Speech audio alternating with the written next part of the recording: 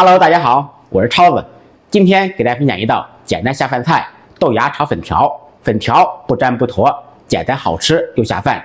接下来看一下我是怎么做的吧。首先准备纯红薯粉条，提前用温水把它泡软。5毛钱的黄豆芽放入清水中，放入1小勺盐，少许白醋，浸泡10分钟左右。经过浸泡以后，豆芽干净，吃起来爽脆。泡好以后，再用清水清洗2遍，控水备用。再准备一点小料。大蒜切成薄片，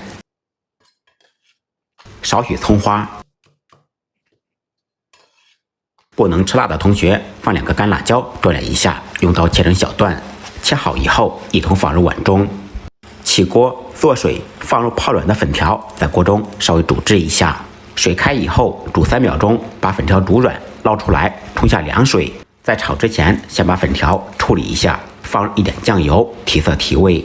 用筷子搅拌均匀，再放入一点葱油或者炒菜的熟油，再次搅拌均匀。这样处理的粉条好看入味，不粘锅不粘连。另起锅，锅烧空气，烧至冒烟以后，放入1小勺猪油。猪油融化以后，用油润面锅的全身，放入小料，开中小火煸炒出香味。用猪油炒素菜味道会更好。小料炒香，辣椒微微变色以后，放入豆芽。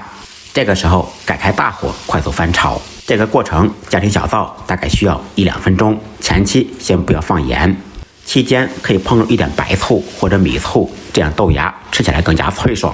先把豆芽炒至断生，炒至垂头丧气，接下来再调味，放入盐、一点点鸡精，少许白糖，继续快速翻炒均匀，使调料全部化开。烹入一点豉油或者生抽，提前提味。随后放入粉条，开大火继续翻炒1分钟，使它们的味道融合在一起。出锅之前淋入一点香油，翻炒均匀，起锅装盘。一道家常下饭菜——豆芽炒粉条就做好了。因为豆芽在炒的时候不焯水不过油，所以清洗干净以后一定要控干水分。粉条在炒之前需要煮制腌制。咱们的豆芽炒粉条做好了，我先尝一下。豆芽脆，粉条筋道入味，下酒又下饭。朋友们可以试着做一下，再忙再累，记得按时吃饭。下期视频见，拜拜。